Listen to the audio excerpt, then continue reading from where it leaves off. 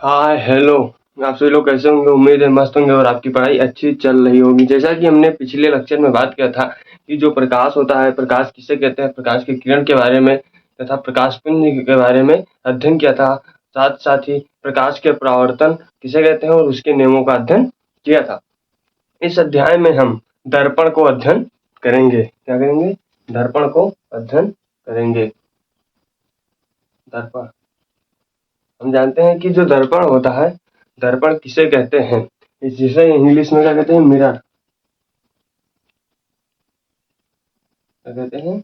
Mirror कहते हैं, जिसे इंग्लिश में मिरर कहते हैं। अब सोचिए दर्पण क्या होता है। जो दर्पण होता है क्या होता है? एक ऐसा पारदर्शी चिकना तल, एक ऐसा पारदर्शी चिकना तल जिसके एक पृष्ठ को पॉलिश अथवा कलई करके दूसरा पृष्ठ परावर्तक तल बनाया जाता है। इस निकाय को दर्पण कहते हैं। क्या कहते हैं?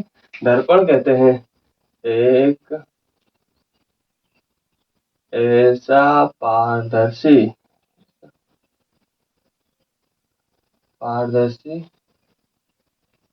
चिकना तल जिसके एक पृष्ठ पर कलई करके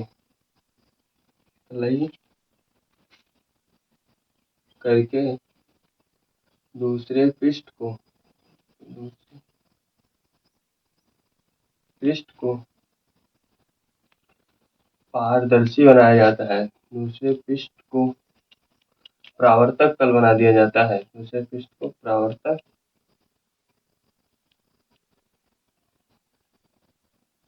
तल बना दिया जाता है।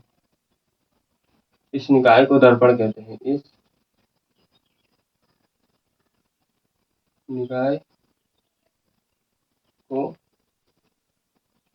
दर्पण कहते हैं। हम जानते हैं कि एक ऐसा पारदर्शी चिकना तल जिसके एक तल को पॉलिश अथवा कलई करके दूसरे तल को परावर्तक बना दिया जाता है, इस निकाय को दर्पण कहते हैं। हम जानते हैं कि जो ये दर्पण होता है, क्या होता है? दर्पण ये दो प्रकार के होते हैं। एक होता है समतल दर्पण,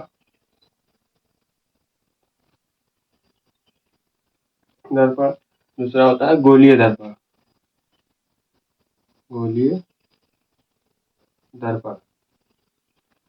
समतल दर्पण क्या होता है? समतल दर्पण वह दर्पण होता है जिसका परावर्तक पृष्ठ समतल हो, उसे समतल दर्पण कहते हैं।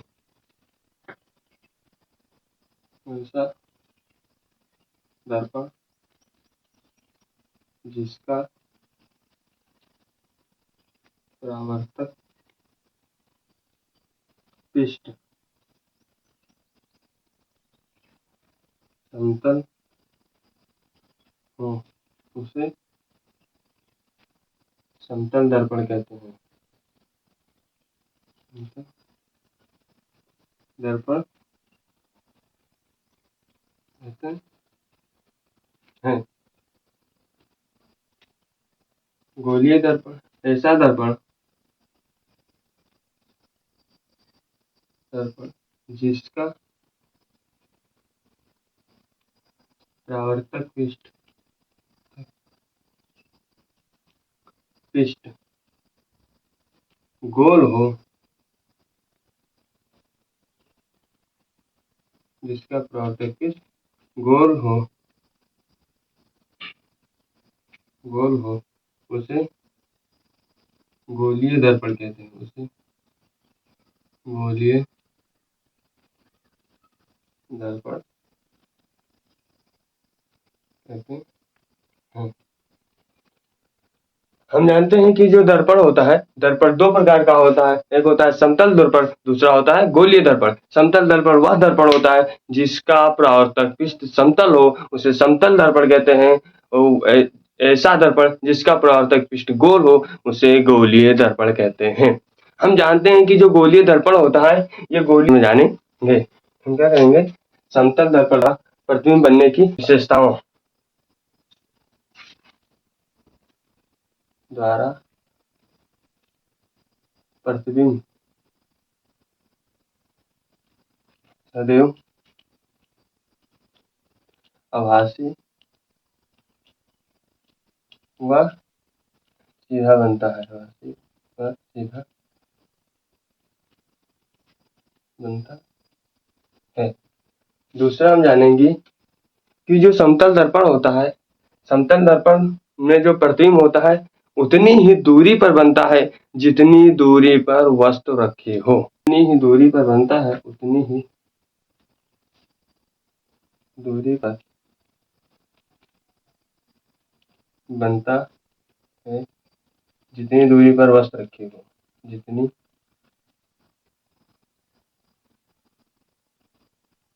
दूरी पर वस्तु रखी हो, दूरी पर वस्तु रखी हो। अब जो तीसरा होता है, तीसरा ये कहता है कि जो प्रतिबिंब होता है, प्रतिबिंब हमेशा जितना बड़ा वस्तु होगा उतना ही बड़ा प्रतिबिंब बनेगा। तीसरा क्या होता है, वस्तु के बराबर प्रतिबिंब बनता है, वस्तु के बराबर प्रतिबिंब, वस्तु के बराबर प्रतिबिंब बनता है। हम जानते हैं कि जो समतल दर्पण होता है, समतल दर्पण द्वारा जो प्रतिबिंब बनता है उसकी जो पहला विशेषता होती है कि समतल दर्पण द्वारा जो प्रतिबिंब बनता है वो प्रतिबिंब हमेशा आभासी व सीधा होता है। नंबर 2, प्रतिबिंब जो होता है वस्तु से उतनी ही दूर बनता है जितना कि समतल दर्पण से वस्तु दूरी पे रखा हो। नंबर 3, जो प्रतिबिंब होता है वो उतना ही बड़ा बनता है जितना कि वो वस्तु बड़ा होता है। अब हम जानेंगे कि गोलीय दर्पण होता है, गोलीय दर्पण के प्रकार होता है, ये 2 प्रकार का होता है, एक होता है अवतल दर्पण और दूसरा होता है उत्तल दर्पण। उत्तल दर्पण क्या होता है, उत्तल दर्पण। अब हम जानते हैं कि अवतल दर्पण वह दर्पण होता जिसका जिसका परावर्तक पृष्ठ अंदर की ओर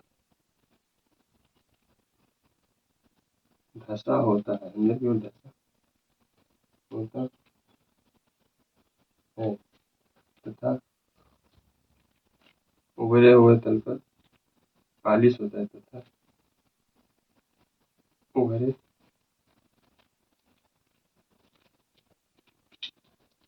पालिश होता है। हम जानते हैं कि जो उत्तल दर्पण होता है, ऐसा दर्पण जिसका परावर्तक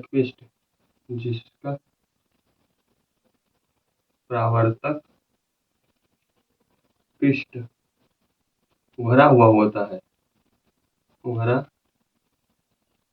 हुआ होता है तथा धंसा हुआ तल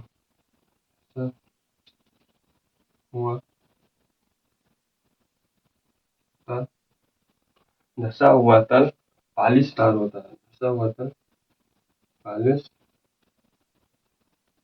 होता है। हम जानते हैं कि जो गोलीय दर्पण होता है, गोलीय दर्पण 2 प्रकार का होता है, एक होता है अवतल दर्पण, दूसरा होता है उत्तल दर्पण। जो अवतल दर्पण होता है, अवतल दर्पण वह दर्पण होता है जिसका परावर्तक पृष्ठ अंदर की ओर धंसा होता है तथा उसका उभरा हुआ पृष्ठ पालिशदार होता है। उत्तल दर्पण वह दर्पण होता है जिसका उभरा हुआ पृष्ठ क्या होता है, परावर्तक तल होता है और धंसा हुआ तल क्या होता है, पालिशदार होता है। अब जो जो इसके जो चित्र होता है, चित्र को देखिए।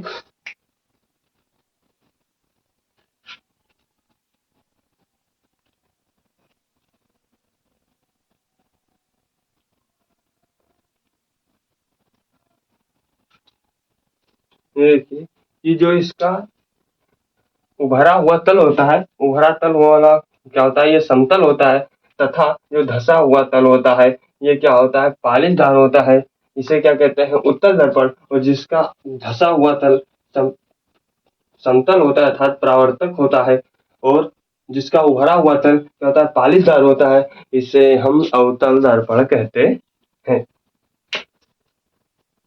अवतल दर्पण कहते हैं। अब हम गोलीय जो दर्पण होता है, गोलीय दर्पण से संबंधित कुछ क्या करेंगे, परिभाषाओं का अध्ययन करेंगे। कि जो गोलीय दर्पण होता है, गोलीय दर्पण से संबंधित कुछ परिभाषाओं का अध्ययन करेंगे। गोलीय दर्पण से संबंधित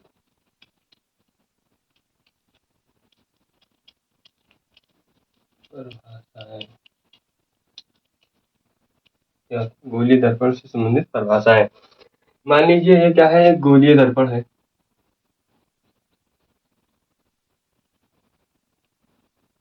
क्या है, एक प्रकार का गोलीय दर्पण है। इस गोलीय दर्पण को हम क्या करेंगे, यहाँ से काट लेंगे, तब ये क्या मिलेगा, ऐसा करके मिलेगा।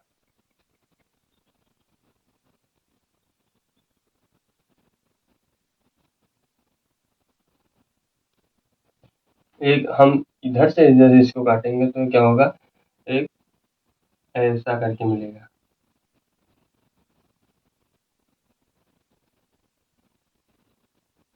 यदि हम इस गोलीय दर्पण के दाएं वाले भाग को काटेंगे तो एक ऐसा करके मिलेगा। यदि इसके ये बाएं वाले भाग को काटेंगे ऐसे, तो ये ऐसा करके मिलेगा। अब हम जानते हैं कि जो गोलीय दर्पण होता है, गोलीय दर्पण का जो परावर्तक तल होता है वो क्या होता है, गोल होता है। क्या होता है, गोल होता है। अब हम जानेंगे गोलीय दर्पण से संबंधित जो है 8 परिभाषाएं होती हैं, जो कि एग्जाम की दृष्टि से अत्यधिक महत्वपूर्ण होती है। हम पहली परिभाषा क्या है, दर्पण का ध्रुव। क्या है, दर्पण का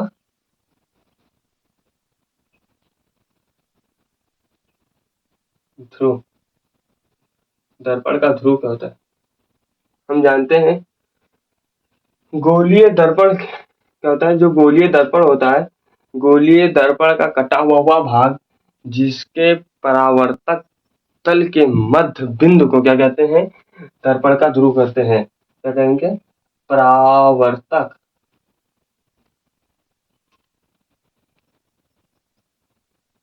परावर्तक तल के मध्य बिंदु को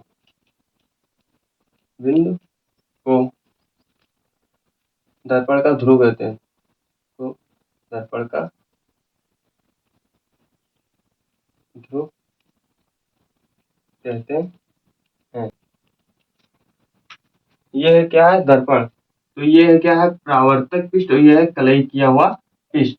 तो इस परावर्तक पृष्ठ के मध्य बिंदु को क्या कहेंगे, इस परावर्तक पृष्ठ के मध्य बिंदु को पोल ऑफ मिरर क्या होता है, ध्रुव।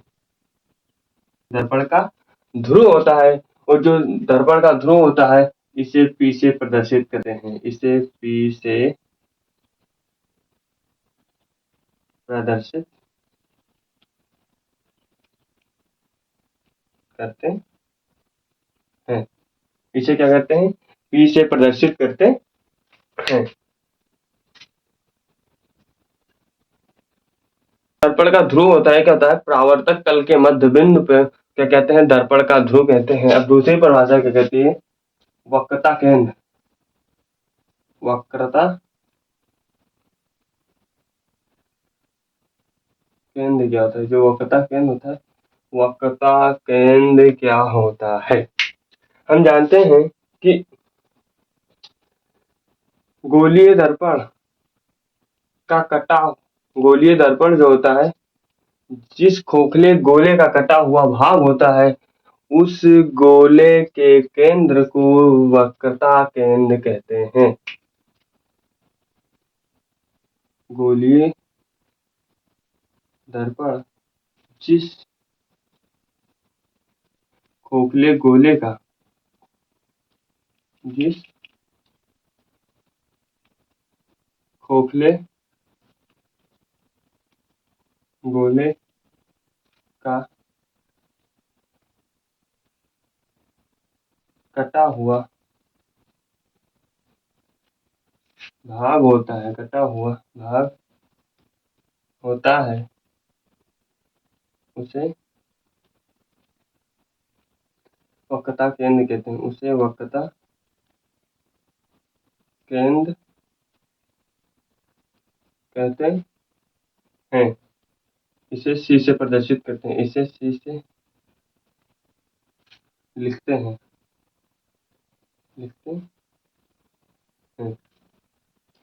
मान लीजिए ये गोला है, ये क्या है, एक प्रकार का गोला है। तो ये जो गोलीय दर्पण होता है, ये इस गोले का कटा हुआ क्या होता है, भाग होता है। और इस गोले की जो केंद्र होता है, क्या होता है, केंद्र, इसे क्या कहते हैं, वक्रता केंद्र। ये क्या होता है, वक्रता केंद्र। ये क्या होता है, वक्रता केंद्र, जिसे सी से प्रदर्शित करते हैं। और ये जो भाग होता है, ये क्या होता है, ध्रुव, जिसे पी से प्रदर्शित करते हैं।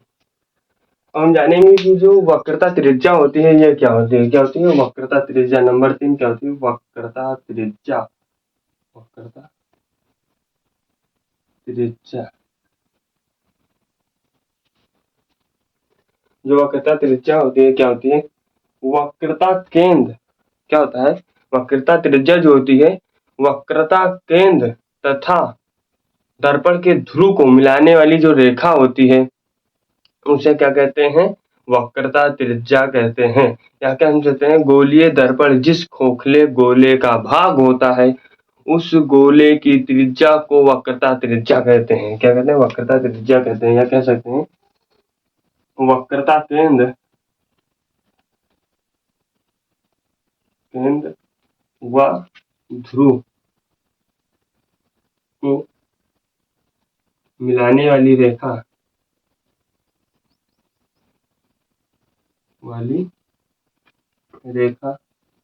वक्रता त्रिज्या कहलाती है। वक्रता त्रिज्या कहलाती है।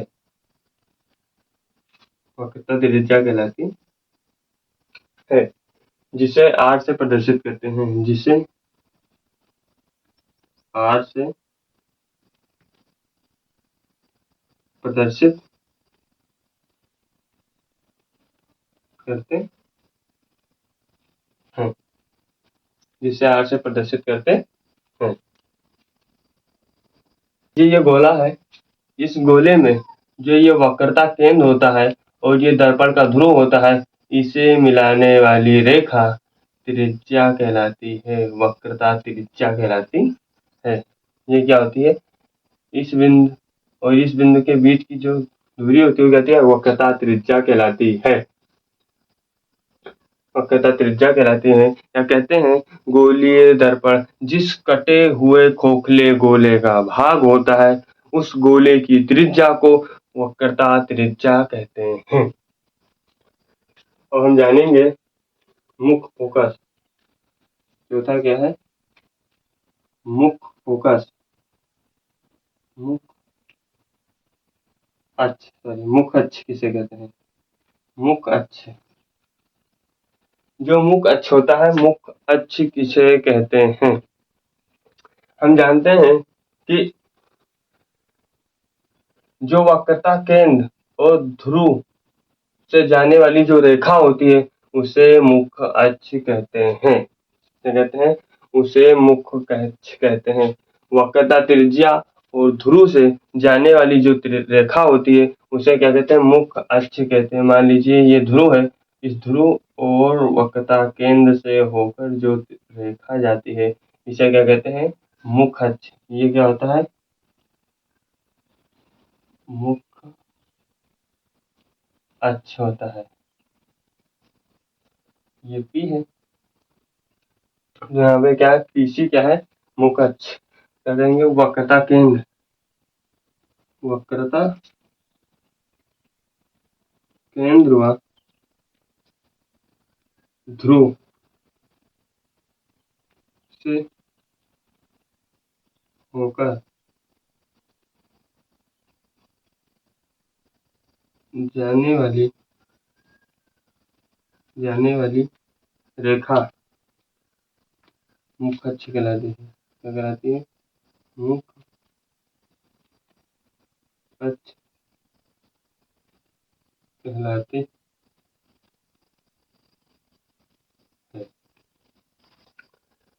अब हम बात करेंगे मुख्य फोकस क्या होता है। क्या होता है, जो मुख्य फोकस होता है। अब हम बात करेंगे मुख्य फोकस किसे कहते हैं।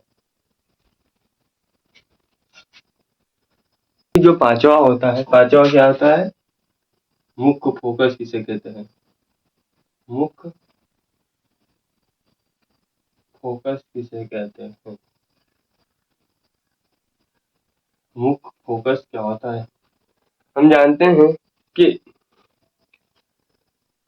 मुख्य अक्ष के समांतर जाने वाली आपतित किरण परावर्तक पृष्ठ से टकराकर मुख्य अक्ष के जिस बिंदु पर मिलती है या काटती है उसे हम मुख्य फोकस कहते हैं।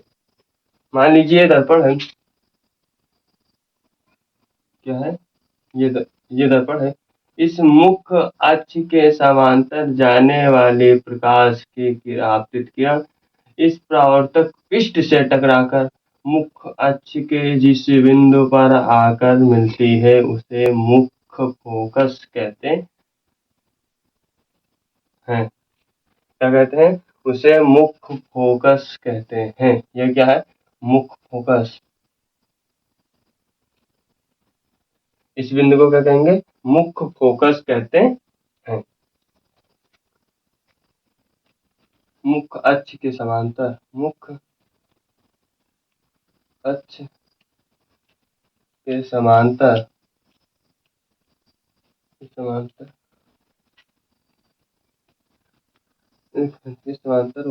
समांतर जाने वाली प्रकाश की किरण, जाने वाली प्रकाश की किरण, प्रकाश की किरण परावर्तक पृष्ठ से टकराकर, परावर्तक पृष्ठ से टकराकर, परावर्तक पृष्ठ से टकराकर मुख्य अक्ष के, मुख्य अक्ष के जिस बिंदु पर, मुख्य अक्ष के जिस बिंदु पर आकर मिलती है, जिस बिंदु पर आकर मिलती है, आकर मिलती है उसे मुख्य फोकस कहते हैं। उसे मुख्य फोकस कहते हैं। इसे कैपिटल एफ से प्रदर्शित करते हैं, कैपिटल एफ से प्रदर्शित करते हैं। जो मुख्य फोकस होता है, ये होता है मुख्य अक्ष के समांतर। जो मुख्य अक्ष होता है, इस मुख्य अक्ष के समांतर जब कोई एक प्रकाश की किरण जाएगी और परावर्तक तल से टकराकर जब वो क्या होगी, परावर्तन करेगी, परावर्तन के पश्चात मुख्य अक्ष के जिस बिंदु पर आकर मिलती है उस बिंदु को मुख्य फोकस कहते हैं। क्या कहते हैं, उस बिंदु को मुख्य फोकस कहते हैं। अब हम जानेंगे फोकस दूरी किसे कहते हैं। क्या होता है फोकस दूरी, एक होता है फोकस दूरी क्या होती है? फोकस दूरी। दर्पण के ध्रुव, जो दर्पण होता है, इस दर्पण का ध्रुव तथा मुख्य फोकस के बीच की दूरी को फोकस दूरी कहते हैं। जो दर्पण होता है, दर्पण के ध्रुव, दर्पण के ध्रुव व मुख्य फोकस के बीच की दूरी, मुख्य फोकस, मुख्य फोकस के बीच, फोकस के बीच की दूरी को फोकस दूरी कहते हैं। क्या कहते हैं? फोकस दूरी कहते हैं। हम जानते हैं कि जो फोकस दूरी होती है, ये दर्पण के ध्रुव व क्या होता है, मुख्य फोकस के बीच की दूरी होती है, उसे हम फोकस दूरी कहते हैं। और जो फोकस दूरी होता है, इसे स्मॉल एफ से प्रदर्शित करते हैं। इसे स्मॉल एफ से प्रदर्शित करते हैं। करते हैं। और जो फोकस दूरी होती है, क्या होती है? ये जो फोकस दूरी होती है, ये वक्रता त्रिज्या की आधी होती है। जो फोकस दूरी होती है, ये फोकस दूरी वक्रता त्रिज्या के आधी होती है। जो फोकस दूरी होती है, ये वक्रता त्रिज्या की आधी होती है। ये सूत्र जो होता है, ये काफी इंपॉर्टेंट सूत्र होता है। अब हम जानेंगे कि जो परावर्तक तल होता है, परावर्तक तल किसे कहते हैं।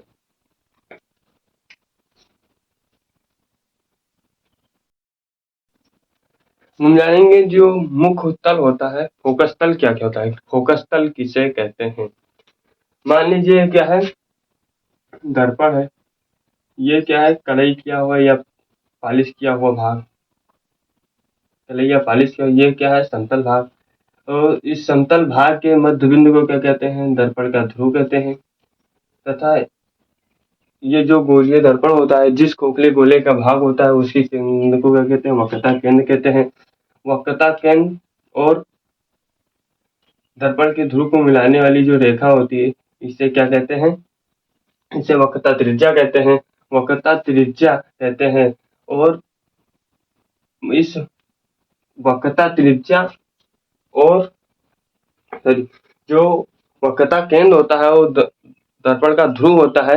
वक्रता केंद्र और दर्पण के ध्रुव से जाने वाली जो रेखा होती है, उसे मुख्य अक्ष कहते हैं। क्या कहते हैं? उसे मुख्य अक्ष कहते हैं। उसे मुख्य अक्ष कहते हैं। तथा इस मुख्य अक्ष के समांतर जाने वाली प्रकाश की किरणें परावर्तक पृष्ठ से टकराकर मुख्य अक्ष पर जिस बिंदु पर मिलती हैं, इसे मुख्य क्या कहते हैं? मुख्य फोकस कहते हैं। क्या होता है? ये क्या होता है? मुख्य फोकस होता है। मुख्य फोकस होता है। तथा मुख्य फोकस और दर्पण के ध्रुव के बीच की दूरी को फोकस दूरी कहते हैं। फोकस दूरी कहते हैं। अब हम जानेंगे कि जो फोकस तल होता है, फोकस तल किसे कहते हैं। 7वां नंबर क्या है? फोकस तल क्या होता है? फोकस तल किसे कहते हैं? हम जानते हैं, मुख्य अक्ष पर मुख्य फोकस के लंबवत खींची गया जो समतल होता है, इसे कहते हैं फोकस तल कहते हैं। मुख्य अक्ष पर, मुख्य अक्ष पर, मुख्य अक्ष पर मुख्य फोकस से, मुख्य अक्ष पर मुख्य फोकस पर, मुख्य फोकस पर खींचा गया, खींचा गया, मुख्य फोकस पर खींचा गया लंबवत रेखा फोकस तल कहलाता है। क्या होता है? फोकस तल कहलाता है। ये जो होता है ये क्या होता है, फोकस तल कहलाता है। अब हम जानेंगे दर्पण का द्वारक किसे कहते हैं। जो दर्पण होता है इस दर्पण के द्वारक किसे कहते हैं। हम जानते हैं कि जो ये परावर्तक तल होता है, परावर्तक तल को आपस में मिलाने वाली रेखा, ये जो परावर्तक तल होता है इस परावर्तक तल को आपस में मिलाने वाली जो रेखा होती है उसे दर्पण का द्वारक किसे, और 8वां क्या है, दर्पण का द्वारक क्या होता है, किसे कहते हैं। हम जानते हैं समतल परावर्तक तल को आपस में मिलाने वाली रेखा, मिलाने आपस में मिलाने